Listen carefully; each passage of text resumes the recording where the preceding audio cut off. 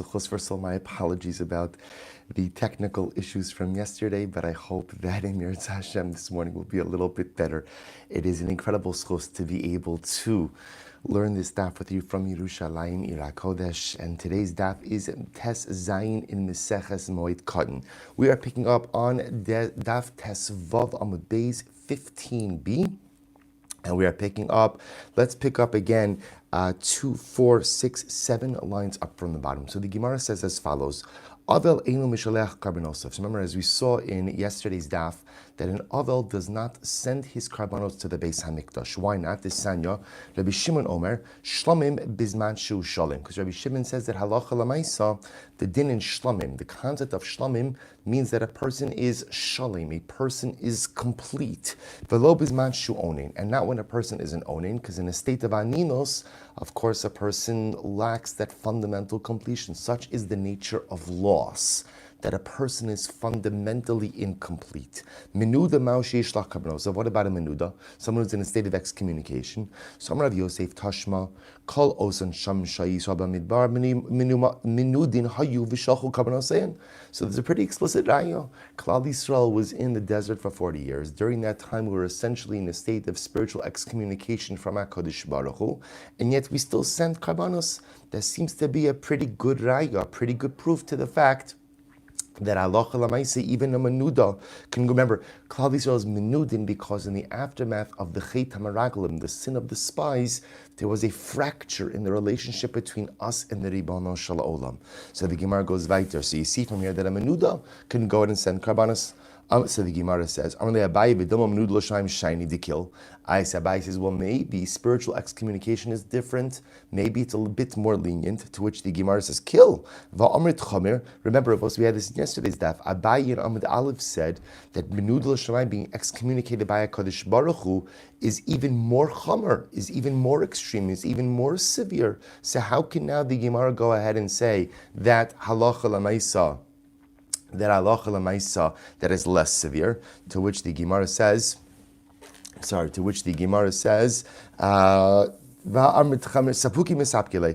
was mesupik umatche. So we saw the same idea in yesterday's daf. Abai wasn't sure. Is being excommunicated to Shamayim more chomer, less chomer? So that ultimately, again, Abai was unsure, and therefore halacha l'maisa here's what he knew.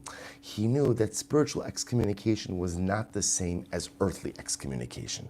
Whether it's more chomer, less chomer, that seems to be a little bit of a dispute, but he understood that it was fundamentally different. So the Gemara goes weiter. So the Gemara says, good. So what about a Metzora? So also remember again, the pattern of this Gemara is very predictable. We go from Avel to Menuda to Metzora. So now we've established that Avel does not send his karbanos. Menuda, still not exactly sure, right? So what about Metzora? So the Gemara says, Tashma desanya va'acharei taraso, acharei perisha samin hameis shivas yamim yisaprulo. Suppose this is just to understand over here. So the Torah over here is talking about an interesting case of a Kohen who became a Metzora. If you take a look at Rashi, first of all, the pasuk that the Gemara is quoting over here is as follows. The pasuk, Va'acharei taharaso, shivas yamim saprulo. That's the Navi Cheskel. After his purification, he will count 7 days. Rashi says over here, Le'el minei ksiv ve'al meis adam lo yavol l'tamei o b'koi mishtai va'achar tari tarasahar me'prishaso in ameis. So the case over here is where a person goes ahead, a Kohen became tamei tumas meis, and then he also contracted tumas tsaraas.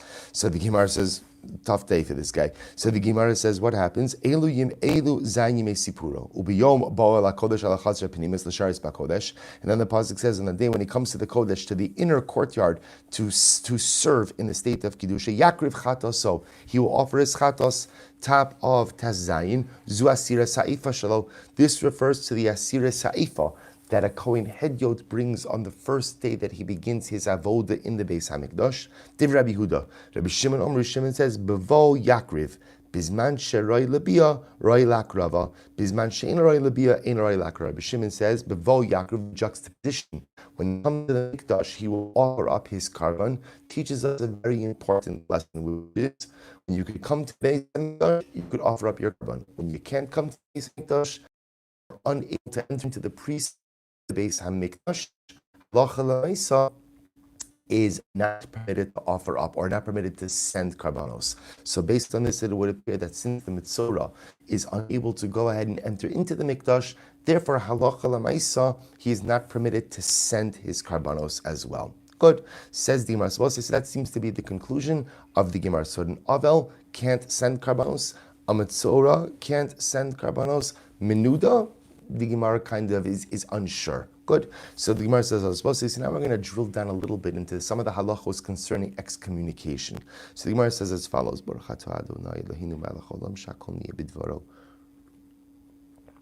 so the Gemara says, Amar Rava, I have no coffee, I miss Said, I miss Baruch Fischel. I have water, but Baruch Shem, water of Eretz Yisrael is better than any coffee of Chutz La'aretz. So the Gemara says as follows, Amar Rava, Minalan, Demishadrin Shlicha de Beidina umizamnin Ladina. So the Gemara says as follows: how do you know that halacha l'maisa, that we send a shliach bezdin in order to summon someone to come to din, umizamnin Ladina. So literally, the Gemara is talking over here the mechanics of excommunication. So in the mechanics over here, the Gemara says, how do we know that we go ahead and we send someone? Literally, we send someone, the Beis Din sends a shaliach to go ahead and mizamna dina and invite the litigant to din. So the Gemara says, D'chsiv is the defendant. D'chsiv vayishlach Moshe lekro l'dasan alav. You know, b'nei Eliyav. So the pasuk says, when Moshe Rabbeinu was summoning Dasan and Aviram to a din Torah. This is by the whole machlokes of Korach. So Moshe dispatches a messenger to bring them to a din Torah. So the Gemara says, so that's how we know that there's a shaliach.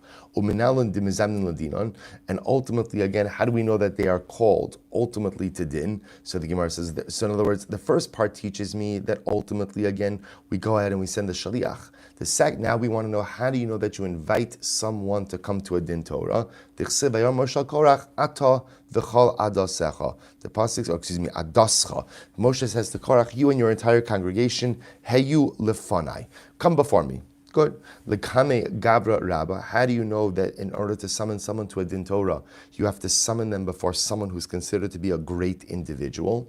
To which the Gemara says, Lekame Gabra, D'chsev lifnei Hashem at uplanya. How do you know that it has to, when you summon someone to a din Torah, you have to tell who's the defendant, who's the plaintiff. So the Gemara says, you and the other. D'chsev ata Vehem ve'aron. Because again, when Moshe invites Korach, Dasan Aviram to the din Torah, he says it's going to be you guys and it's going to be Aaron. The Kavina Zimne, how do you know that you have to establish a time? D'chsev machar. Because again, all learned out from the episode of Korach. When you invite someone, we've established it could be through a shaliach. You have to tell everybody who the parties are. You have to give a date. As to when ultimately the parties are being invited to the din Torah. Zimna basar zimna. How do you know again that if the person doesn't show up for the first time, we go ahead and ask them to come? I'm using the word invite. Invite maybe is a little too light, too polite. Summon someone to a din Torah. Karu. So actually, interesting of the Gemara is quoting from Yirmiyahu. Karu sham paro melech mitzrayim shaon havir moed. So interestingly enough, we're going to see that they called on Paro. So this is the Navi over here. So havir moed uminolon di mispake b'shlicha de beidina va'asi va'amar lo mischazi kalishna bishna. How do you know that? Let's say again, going to this idea that halacha l'maisa. That Allah you invite someone to a din Torah with a shaliach. So how do you know that if let's say the defendant, well, it's going to be the defendant, is disrespectful to the shliach, to the agent of the court, or disrespectful to the process, that the agent is permitted to convey this information to the court, and it's not called lashon hara? The Gemara says, so remember again, Moshe Rabbeinu finds out that Korach, his followers, refused to show up to a din Torah, and actually they were disrespectful about it. How did Moshe hear that? It must be because the shaliach, the emissary that he sent, conveyed to him the information. So you see from here that conveying the information about the refusal of the litigant to show up to din Torah is not called lashon hara. So the Gemara goes right there. The Gemara says, and how do you know that we could put a person in excommunication for a failure to go ahead and show up to a din Torah? D'chsev oru moros. because the pasuk over here says, Oru Meroz, this is in Shoftim, that we see that Devorah and Barak excommunicated Meroz. We'll discuss exactly who Meroz is for not showing up in the war with Sisera. The Hachi Savra Gavra Rabba. So ultimately, again, if you take a look at Rashi over here, Hachi Savra Gavra Rabba, so the Gemara says, Das Ploni Sheba Lindos Es Ploni Detarach Lindos Mishmosha also Chacham. When you excommunicate someone, you have to tell the person who's being excommunicated who's behind the excommunication. The Hachi Savra Gavra Rabba, great man has decided that you're going to be excommunicated. Dichsiv Amar Malach Hashem. Because again, the pasuk says, this is by the excommunication of Meroz, the Malach Hashem, right, said this. Uminon de mechaminon, tichsiv aru. Good. The achal v'shasi bahadei v'kai ba'arba amos lidei, tichsiv yoshvel. So the interesting of the Gemara says, how do you know that you're permitted to go ahead and eat in the presence of someone? The achli v'shasi bahadei v'kai ba'arba amos lidei. How do you know that if someone is in Shamta, if someone is excommunicated, that you can eat and drink within their dalar amos or stand in their dalar amos? So the Gemara says, tichsiv yoshvel uminalon. I'm sorry, just the opposite. The idea over here is, how do you know that when someone is excommunicated, there is a prohibition to even be in their presence? Yoshva, again, the Gemara is learning out from all these different psukim. How do you know that you publicize the transgressions of someone who has been excommunicated? For they did not come, once again, this is all the same pasuk of Meroz. All of this is being learned out from Meroz, that halacha l'maisa, they publicized what it is that he did wrong. Good. Ba'amar ula, b'dalid mea shipurei shamte Barak lemeroz. Barak went ahead, remember again, Barak and Devorah. Devorah was the shofetas, she was the neviah, and Barak was the general of the army. They're going out to war against Sisera. This is the Haftorah of the second day of Rosh Hashanah, the story of the defeat of Sisera at the hands of Barak and Devorah and Meroz. They called for Meroz for help, for assistance, and he did not come, so they excommunicated him. So a lot of the halachos that the Gemara is gleaning regarding excommunication are coming from this particular episode. So the Gemara says that Barak sounded 400 shofros, and he excommunicated Meroz. This is interesting. Now, as I mentioned this before, there's a machlokes, who is Meroz? One say Meroz was actually a person. Others say that Meroz was the mazel of Sisera. The mazel, like the constellation, or this is the zodiac sign of Sisera. So that when Barak goes ahead and curses Meroz, either he's cursing a person or he's cursing a mazel. How do you know that if a person is excommunicated, we can literally go ahead and make his property ownerless? So this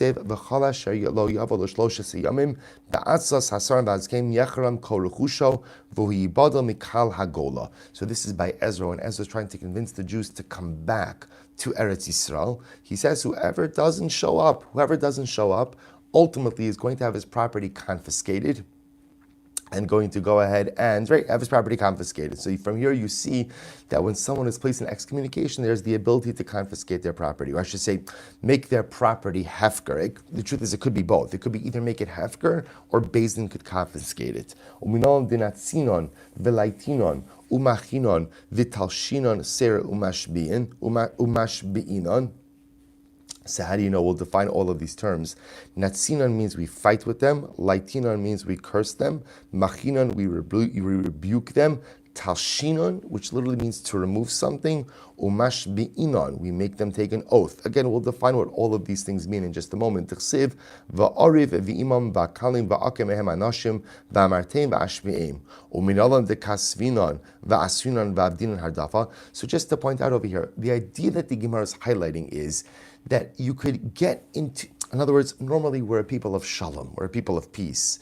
When someone is being called to a din Torah and they refuse to go ahead and obey, or they're told to do certain things and they refuse to go ahead and adhere or just listen to those, really adhere to that directive, so this poses a fundamental existential threat to the continuity of community. The continuity of community, especially Bisman Gemara, was rooted in people's adherence to the directions of the Beis Din, to the directions of the Rabbanim, and when someone did not adhere to that, it really was a danger to the fundamental fabric of community. So the Gemara says, you could fight with such a person, you could curse such a person, you could rebuke such a person, you could uproot such a person from society, you could make them swear that they're going to cease and desist from this negative behavior, things that we would not normally, again, we're a people of Shalom, or at least we're supposed to be a people of Shalom. So, but yet, in order to preserve order in greater society, we're allowed to do these things. So the Gemara goes weiter. How do we know? Kafsinan means we go ahead and literally could either mean that we incarcerate a person, or more probably it means, Rashi points out, we could bind a person onto a pole for lashes.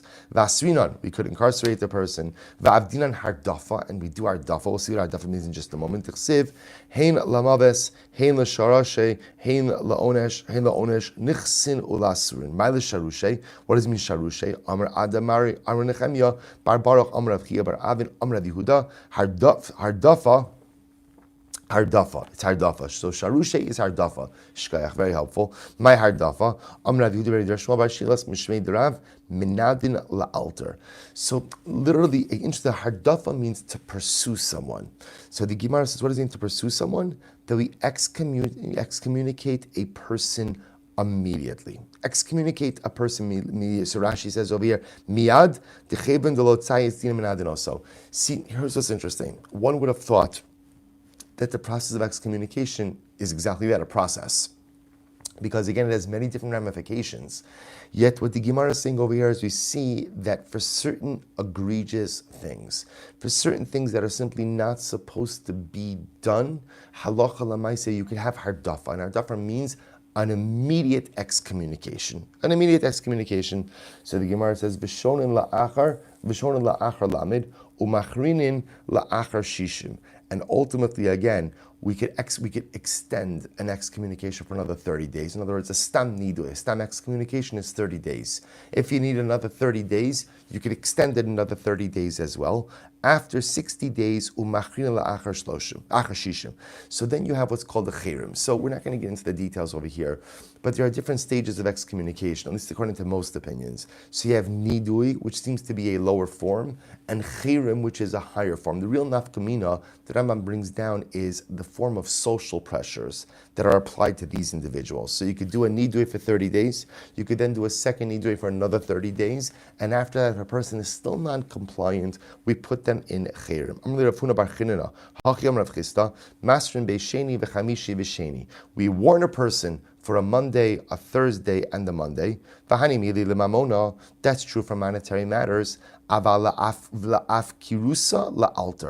this is incredible. So when do we warn? We warn regarding monetary matters. But if the issue at hand is one of afkirusa, afkirusa means to throw off the yoke.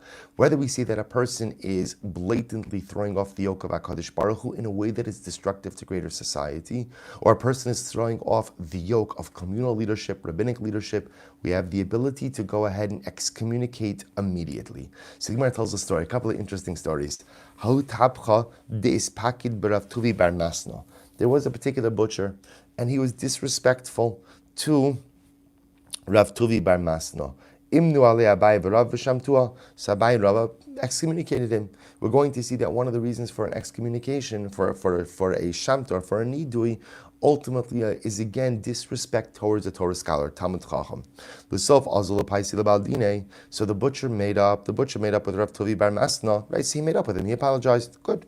Amar Abai, haichi le'avet. So Abai said, okay, now what should we do? Lishrile, if we release him from the excommunication now, lochal shamta alei tlasin yomin. Here's what's interesting. See, the Gemara is presupposing that the minimum amount of time that a nidui could be in effect is for 30 days. So they were wondering what to do. So apparently the butcher reconciled with Rav Tuvi within 30 days. So what should we do? Should we release him now from the excommunication? But it's been less than 30 days. Lo lishrile, if we don't permit him, kaba'u rabbanan l'meil. So here's the problem. He's the butcher. We need him. We need him, right? People have to buy meat. So we're stuck a little bit. On one hand, whereas he has not been excommunicated for 30 days. On the other hand, he's repentant, and we also need him. So what should be done? So they said to Rav Idi Bar Avin, tell me, have you heard anything about a case like this? What should we do? Tut asar, tut shari. Literally, again, it is the tut. Tut means exactly what it sounds, a toot. The toot of the shofar that puts a person in nidui, and it's the toot of the shofar that can bring a person out. In other words, what he's saying over here is you don't have to wait 30 days. If at the end of the day, the person is repentant, the person made amends, the person fixed the situation, then one does not have to wait until one goes ahead and the 30-day passes. Rather, again, we're going to see the same Beis Din. It doesn't have to be the same Beis Din, but the group that put him in is the group that could bring him out. Beautiful. So the Gemara says, mamona.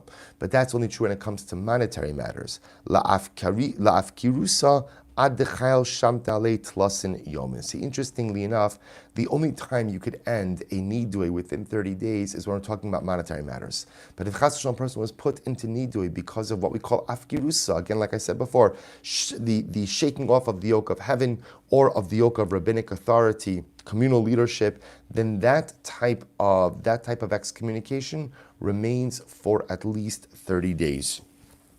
So the Gemara says, Amla kasav Rabbaye, hani beit tlasa, tishamisu, lo asu tlasa achrini v'sharele. So we'll say this is interesting. So the Gemara says, Abaye says, you see from here that Abaye holds that it must be that the group of three, because we assume it takes a minimum of a Beis Din to put a person in excommunication. It must be the same Beis Din that put him in is the same Beis Din that takes him out. The Bailu, because the Gemara raised the kasha, hani beit tlasa deshamisu ma'ala meisi tlasa achrina v'sharele. If you have a Beis Din of three that put a person in excommunication, can another Beis Din come along and extract him from that right, or release him from that excommunication? Tashma. So we learn the following: Minudul Rav, Minudul Talmud. If a person is excommunicated for the Rebbe, by definition he's excommunicated lagabe the Talmidim as well. Minudul Talmud, ena Minudul Rav. But if a person is excommunicated for the Talmidim, he's not automatically excommunicated for the Rebbe. Menuda li'iro, menuda li'iracheres. If you're excommunicated in your city, which is your domicile, your residence, by definition you are in a state of nidui for other cities.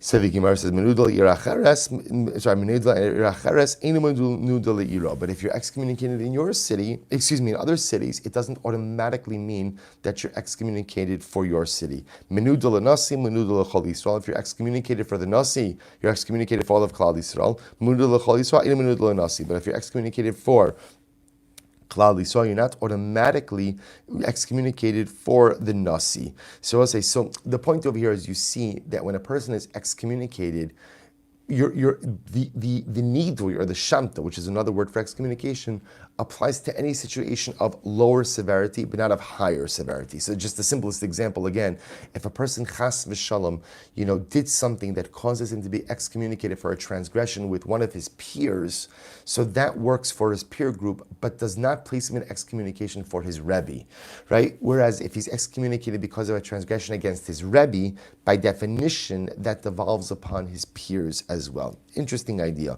So the Gemara goes weiter. Rabbi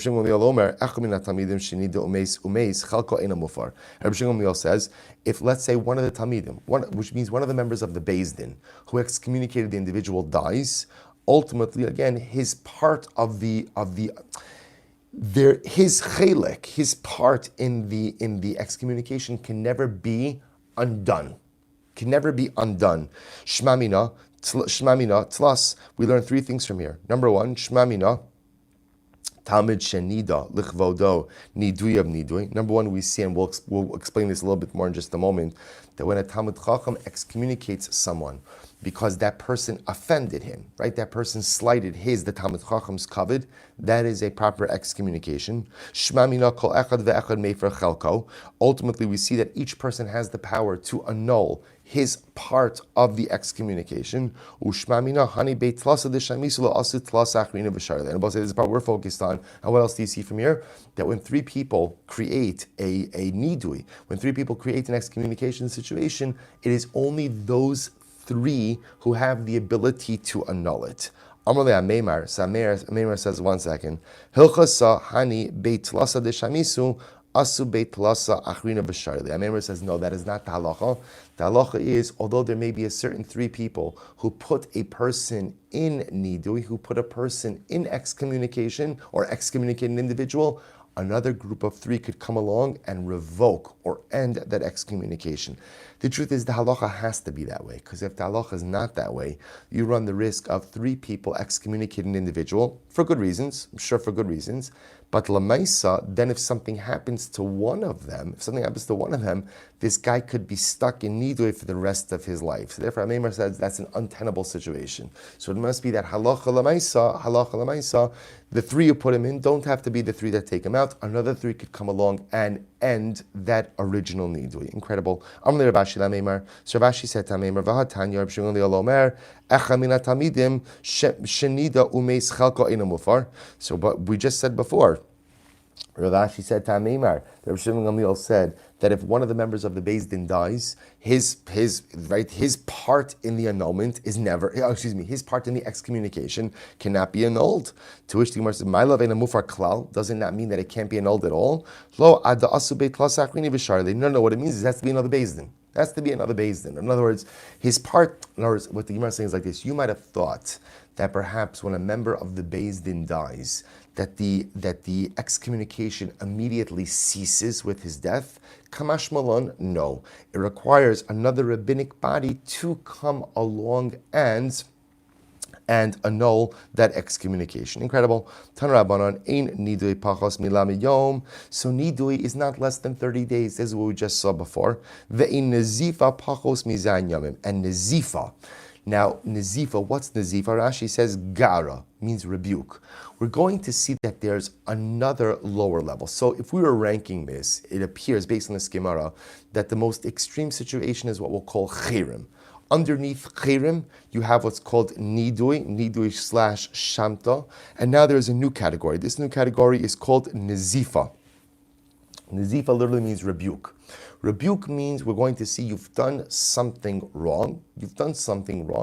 Doesn't mean that is an affront to someone else. Not severe enough for excommunication, but you get we'll call it a slap on the wrist. You're rebuked. You're officially rebuked. You're sanctioned.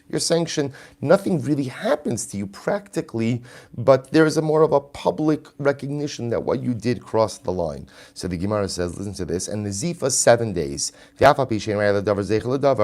even though there's no raya to this, this is not a biblical idea, meaning we've seen the concept of Chirim and Nidui from a biblical perspective, but Lamaisa, again, Nazifa, we have a Zeich. Shnemar va'avia yarok befanel haloti kalem shivas yamim. This is by Miriam. When Miriam gets saras, so the pasuk says essentially, if her father were to spit in her face, would she not be embarrassed for 7 days? So from here we see a concept of rebuke for a limited amount of time for 7 days. So the Gemara says, Rav Chisda, Nidui shalanu ki nazifa shalahen. Rav Chisda says, our Nidui, meaning our means the people in Bavel. In Bavel, our Nidui is like the Nazifa of Eretz Yisrael, which is interesting. So apparently in Eretz Yisrael, the rebuke of Eretz Yisrael was like the Chirim, like the Nidui, ultimately of Bavel. So I think the sun is actually coming out, and it's an incredible thing. First time, I don't know, since I've gotten here, haven't seen the sun. Although, again, the clouds in Eretz Yisrael are beautiful as well, Baruch Hashem. So the Gemara goes weiter. So the Gemara says, "V'nezifa shalahen, v'nezifa dido shiva," and their nezifa is 7 days. So the Gemara says, "V'sulo, is that it?" V'harib shem barabi ubar kafra havayasi v'kagarsi kashlu shmaisas. Listen to this. So the Gemara tells the story. Reb Shimon barabi and Bar Kafra were sitting and were learning. Kashluhu shmaita. They had a difficulty with something they were learning. So Amarle Reb Shimon le Bar Kafra davar zet sarich Rebbe. So Reb Shimon, who was the son of Rebbe, said to Bar Kafra, this is such a difficult matter. A matter like this really requires Rebbe. We need Rebbe to help us. So Amarle Bar Kafra Reb Shimon Uma Rebbe. So essentially Bar Kafra said, who is Rebbe? In other words, Rebbe can't help us. Who is Rebbe that he's going to help us with this? So the Gemara says, what could Rebbe possibly add to this? In other words, there's no Rebbe who could answer up this kasha that we have. So Reb Shimon told over this exchange to his father, Rebbe. And what happened? Ikbid. Rebbe was offended. Rebbe was offended. How does Bar Kafra know that I can't answer it? How does Bar Kafra know that I can't go ahead and give the proper answer to this? Just be careful with the light over here. So how does Bar Kafra know that I can't go ahead and give the answer to this? So the Gemara says, so Asa Bar Kafra las Chazile. So Bar Kafra came to visit Rebbe. Now Bar Kafra had no idea what happened. So he went ahead and he came to visit Rebbe. Amar le Bar Kafra ini makircha mi olam.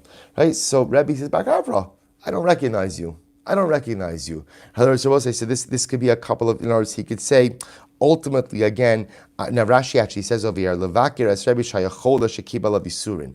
Rebbe was actually sick. Bar Kafra came to be mevakir chola. He comes, and Rebbe says, Bar Kafra, I don't recognize you. Or, Bar Kafra, I don't recognize you. The idea being, he was saying, Bar Kafra, I don't recognize you in terms of like as an individual. So the Gemara says, so in Makirchami Olam, Yada dinakit milsa bedaite. So Bar Kafra realized that it must be Rabbi Shimon told his father what had occurred, and Rebbe got offended. Nog nizivuse benafshe tlasin yomin. He observed nizifa for 30 days. He observed Nazifa for 30 days. So the Gemara says, Shuv pam echad gazer Rabbi shelo yashno l'tamidim meshuk. Another time, Rabbi made a gzera. What was the gzera? He said, Tamidim, right, you shouldn't teach Torah in the marketplace. Shouldn't teach Torah in the marketplace. What's the reason? My darash. So he quotes over here the beautiful pasuk. The beautiful pasuk from Shir Hashirim. The pasuk says, Chamoke yerechayich kimo chaloim. So literally again, chamoki yerechayich, your thighs, the riyarech is the thigh, your thighs are hidden like precious jewels. What does that mean? Ma yerech beseser, just like the thigh is a covered part of the body, amud beis, af divrei Torah beseser, so too words of Torah should be taught in private as well. Meaning Rebbe felt that there's a certain tznius in Torah. And the tznius of Torah is such that Torah is not taught in public places. Torah is not taught ultimately in the marketplace. Torah requires a little bit of tznius, which is an incredible yesod. That ruchnius in general requires a certain level of modesty. A person doesn't have to wear their ruchnius on their sleeve. I'm a proud Jew, but I don't have to go ahead and be public about my spiritual endeavors. There's a certain tznius that a person should have. So the Gemara says, Yatzer Rabbi Chia v'shana. So the Gemara says, Yatzer Rabbi Chia v'shana l'shnei b'nei echav b'shuk. L'rav u'l'rav barachana shama Rabbi ikbid. Also, once again, the Gemara tells us, so Rabbi Chia went out and taught his two nephews in the shuk, to Rab and Rabbi Bar Chia. Rebbe heard, and Rebbe was ikbid. Ikbid means he was upset. He was upset that ultimately Rabbi Chia was teaching Torah in public. So the Gemara says, As Rabbi Chia lischazuyele. So Rabbi Chia came to see Rebbe, and what happens? The Gemara says, Amrale Aya. So ultimately, again, so Rebbe says to Rabbi Chia had a problem pronouncing ches, Rashi says. So Rebbe kind of mocks him a little bit and doesn't call him Chia, he calls him Iya. So at this point in time, Iya, someone's calling you outside. Yada dinakit milsa bedaite. So Rabbi Chia realized that ultimately, again, he upset Rebbe.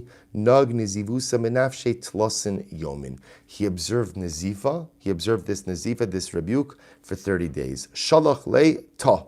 So Rebbe sent Rabbi Chia, said, all right, come and see me. Hadar shalach le delo lesi. Then he sent another message, Rabbi Chia, don't come and see me. Meikara myself, myself. So what happened over here, right? Why in the beginning did he tell him to come, then he told him not to come? What's going on? Meikara savra miktasiyom kikulo. So remember again, Rabbi Chia observed 30 days of nazifa. In the beginning, Rebbe told him to come because Rebbe felt he told him to appear on the 30th day. Not a full 30 days, on the 30th day. Because in the beginning, he figured miktasim kukula, part of the day counts as the whole. Which again, we have that concept by Avelos, we have that concept in other situations as well. Part of the day counts as the whole. So he said, you could already come to me on the 30th day. Ulubasov savar lo amrina mitzvahs kekulo. Then afterwards he said, no, it must be that we don't hold mitzvahs yom kekulo. Part of the day does not count as the entire day. So asa. Now remember, Rabbi Chia got the first message, never got the second message. Asa. Amrli amai asis. Rabbi says, so Rabbi Chia shows up. Rabbi says to him, why did you come? Amrli d'shalach li. Poor guy says, what do you mean? You sent for me. You sent me a message to show up. I showed up. So the Gemara says, Amrli d'shalach li mar delesi. But I sent, Rabbi said, I sent you another message not to come. Sent you a second message not to come. Rabbi says, I'm sorry. I only got the first message. I didn't get the second message. So the Gemara says, Kari alei, Bertzos Hashem darche ish, Gam oivav yashlim ita. Says a very profound pasuk. Pasuk in Mishlei says, Bertzos Hashem darche ish. When HaKadosh Baruch Hu wants a person to accomplish something, Gam oivav yashlim ito. Even his enemies make peace with him. HaKadosh Baruch Hu wants a person to accomplish something, even his enemies make peace with him. So Rabbi understood that obviously HaKadosh Baruch Hu wants Rabbi Chia to come out of the excommunication. That's why Rabbi Chia got the first message, he didn't get the second message. But I will say, what a profound pasuk. When HaKadosh Baruch Hu wants you to accomplish something, so as long as you're willing to put in the work, HaKadosh Baruch Hu will help you to remove the obstacles. Now, it doesn't mean there won't be obstacles, because as the pasuk says, Birtzos Hashem darchei ish, when HaKadosh Baruch Hu is happy with the derech that you're taking, Gam oivav yashlim ito, your enemies will make peace, meaning there's still enemies. There's still enemies. There are still difficulties. There are still challenges. But when HaKadosh Baruch Hu is happy with the derech you're taking in life, then HaKadosh Baruch Hu will help you overcome those challenges. It's such an incredible yesod. Again, number one, to remind us that even if you're on the right path, you see, sometimes people think when they encounter a challenge, that's a siman that I'm on the wrong path. Not true. When you encounter challenge, that's just a siman that you're alive. Because life, by definition, the fabric of life has challenge. Every part of life has challenge. The difference is when I'm on the right derech, HaKadosh Baruch Hu will help me overcome the challenges. When I'm on the wrong derech, sometimes those challenges are there to stop me. You know, when to know when the challenges are there to make me work harder, and when the challenges are there to make me stop and redirect. That's the great challenge of life itself, but such an incredible yesod. So the Gemara goes weiter. So my time Ovid Marhachi. So the Gemara says over here, by the way, why did Rebbe? Yes, so Rebbe, why are you so insistent? So Rebbe says to Rabbi Chia, why did you teach Torah publicly? You knew that I decreed against this, so why did you do it? Amrali Dichsiv, because he quotes over here the pasuk from Mishlei, Chachmos Bachutz Tarona. Literally, again, wisdom should sing out, should sing outside. Chachmos, the wise ones, Bachutz Tarona should sing on the outside. So again, Rabbi Chia took this to mean that what? Torah should be spread, Torah should be disseminated, Torah should be publicized. So Rabbi says to him, Im karisa lo shanisa, vim shanisa lo shilashta, vim shilashta lo pir shlucha. So Rabbi gives him musar. If you learned, you didn't review. And if you reviewed, you didn't review a third time. And if you reviewed a third time, then you didn't understand that which you learned the first three times. So the Gemara says, Chachmas parot b'chutz tarona. What does the pasuk mean? Kiderava. The Amar Rava, we'll say first wide line. Chala osik b'torah mibifnim, toraso machrazes alav mibachutz. Rava says such a beautiful Gemara. Because after all, Rava says, what does it mean? Chachamos. Chachmos bachutz tarona. What does that mean? That wisdom will sing on the outside. That means as follows: that when a person learns Torah mibifnim, kala osik b'Torah mibifnim. When a person learns Torah mibifnim on the inside, what does it mean on the inside? When a person learns Torah in an emistic way, in other words, we know there are two ways you could learn. You could learn Torah as an intellectual pursuit, which by the way, is an incredible first step, and at least a person's learning. I could learn Torah as an intellectual, but again, the Torah remains in my intellect. It never penetrates my heart and my soul. Or I could learn Torah mibifnim. Torah mibifnim means I learn, and when I learn, I say, Ribono Shel Olam, I want Moed Katan Daf Tes Zayin to penetrate my neshama. I want it to become part of me. I want it to change me. I want it to influence me. I want it to be part of who and what I am. That's what it means to learn Torah mibifnim. When a person learns Torah mibifnim, Torasa machrezes alav mibachutz, then your Torah ultimately, again, literally, announces about you in public. What does that mean? When a person allows Torah to influence who they are, people see that I'm a different person. They see it. They see it. My different personality, it's clear, right? It's visible. And we'll say we know this because hopefully we'll become people like this ourselves. Many of you are already people like this already. And we also know people like this, right? You know someone, like a person who learns Torah bifnim. The phrase is so profound. To learn Torah in a way in which you allow Torah to course through your veins, to become part of who you are, to influence your neshama, to influence your heart, to influence your soul. When I allow for that to occur, then ultimately my identity, my persona externally is fundamentally changed. Externally becomes something different. Externally becomes visible to all. Incredible. But the pasuk over here says in Yeshayahu, "Lo merosh baseiser dibarti." So the Gemara says, "Hahu biyomi dekala." That refers. So the pasuk says, Chash Baruch Hu says, "I don't mean for my words of Torah to be taught in private." Sounds like Torah should be publicized. So what does Rebbe do with the pasuk that seems to indicate that Torah should be publicized? Hahu biyomi dekala. That's referring again to the Archei Kala. Remember, again, I will say they did have large shiurim, right? There wasn't the pshat that Torah was always taught in private, to one person. They had large shiurim with large gatherings, but there's a time and a place for that. There's time what we call the Kala. The Kala was the gathering of Talmidei Chachamim, or again, gathering of Jews in general to go ahead and learn Torah. Rashi says, Drasha Shakol Metzuyin Sham. These were the drashas that everybody came to. So there's a time and a place for public Torah. I'll also mention that when Rebbe went ahead and said you can't learn Torah in public, I think what he was also referring to is, remember again, like the marketplace. There's also a place that's proper for Torah. In other words, the problem may not be public.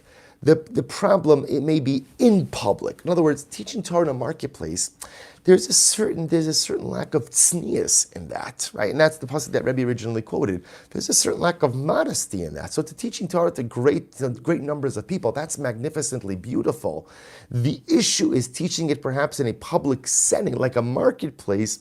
That perhaps is what Rebbe didn't like. So the Gemara says, Rabbi Chia, Hai chamoki rechech mai avidle. What does Rebbe do? What does Rabbi Chia do with the pasuk of Rebbe? So mokila bitzdaka milas chasodim. He says that the pasuk of chamoki rechayich, that ultimately again your hidden thighs are like beautiful jewels. That reference that Torah should be covered, just like the thighs are covered. Torah should be covered. Torah should be private. So Rabbi Chia says, it's not talking about Torah. It's not talking about Torah. It's talking about tzedakah and gemilas chasodim. That your acts of charitable kindness should be things that are done in private. Right? That a person, when they do chesed should be done quietly and privately. But Torah says Rabbi Chia, should be done publicly. Torah, scream it from the rooftops, influence and teach as many people as you can. Torah is public. Perhaps tzedakah, gemilas chasodim, that's a bit more private. So I will say, Alma, now what's the takeaway from this? Alma, Nazifa Dido, Tlasin Yomin. So I will say, but you begin to see that their Nazifa, right, the Nazifa was 30 days, not 7 days.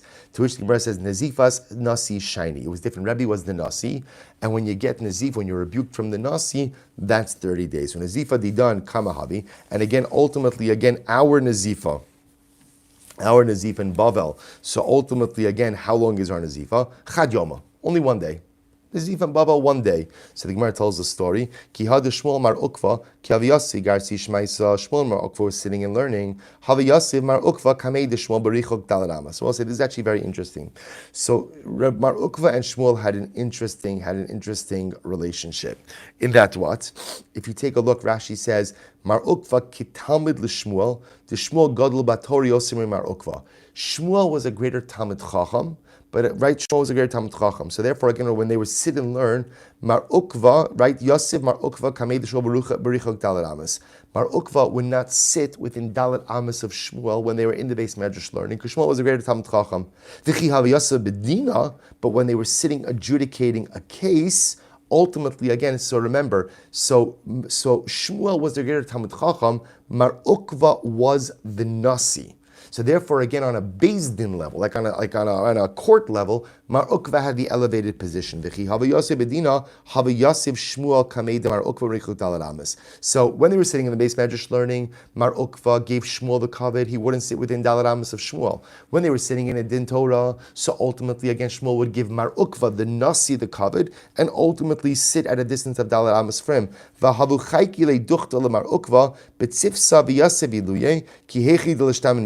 But interestingly enough, what they did is they put Mar Ukva's seat in a way that he could overhear Shmuel learning as well, so that even when they were paskening halacha, ultimately, again, they would place him next to Shmuel, so that Mar Ukva would be able to hear what Shmuel was saying. So listen to this. So every day, Mar Ukva would accompany Shmuel to Shmuel's home, to his lodging.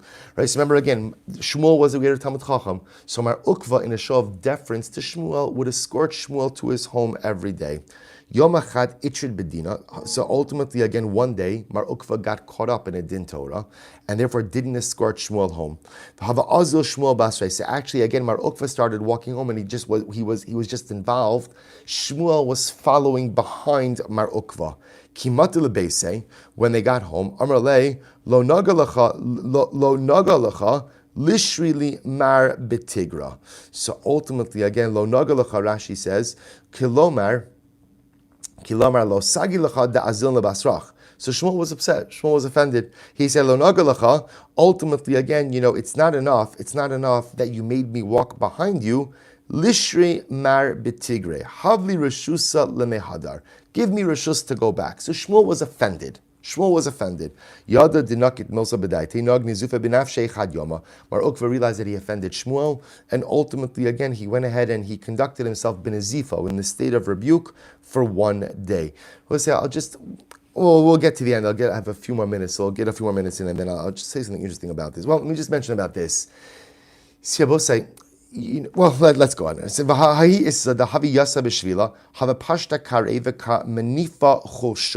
was a particular woman who was sitting in the pathway, and her leg was spread out, and she was literally winnowing barley.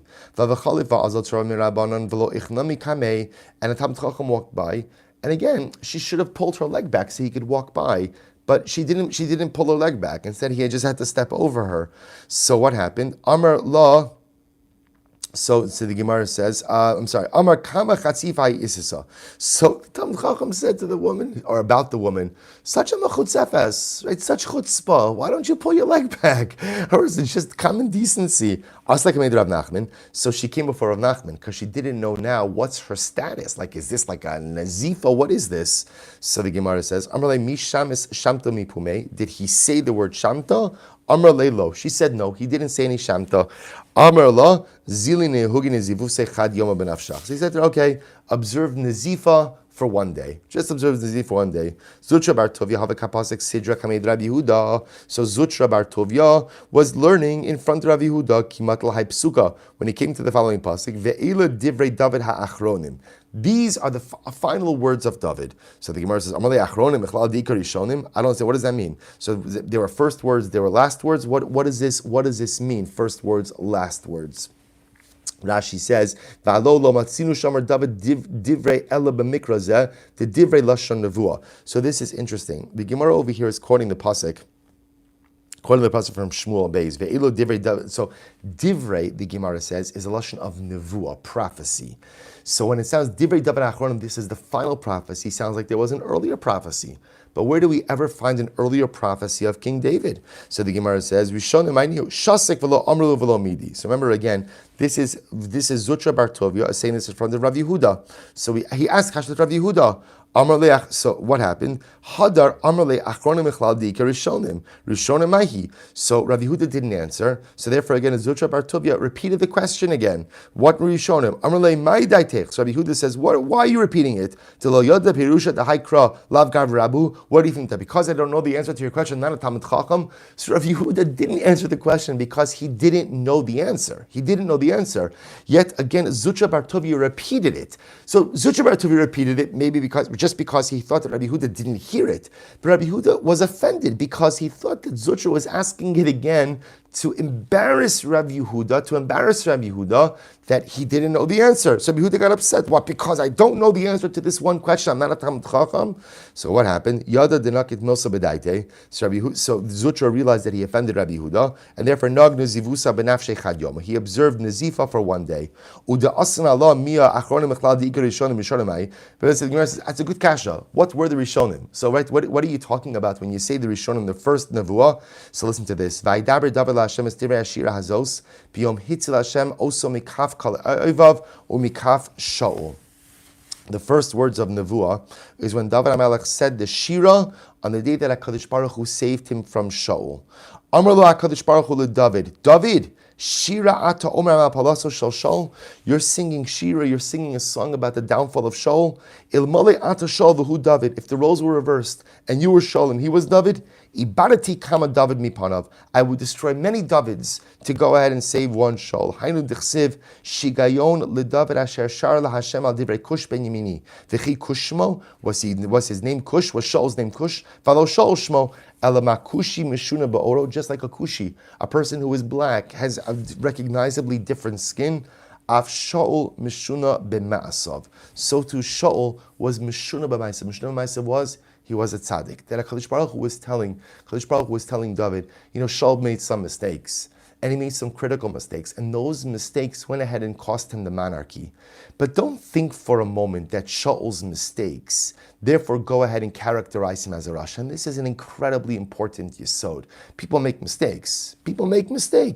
But at the end of the day, just because they make mistakes does not take away from the goodness, the totality of the goodness of their persona. Shaul was a tzaddik, but he was a tzaddik who committed some critical errors which cost him his life, and errors which cost him the monarchy. But at the end of the day, he was still a tzaddik. And HaKadosh Baruch Hu conveys to David HaMelech, your characterization of Shaul is fundamentally flawed. So we'll have to stop over here for today, but I'll just point out two things. First of all, this last yesod is incredibly important, that sometimes when people make mistakes, now there are mistakes that people make that fundamentally undermine and erode any sense of good that they've done. There are examples like that, unfortunately contemporary examples of that.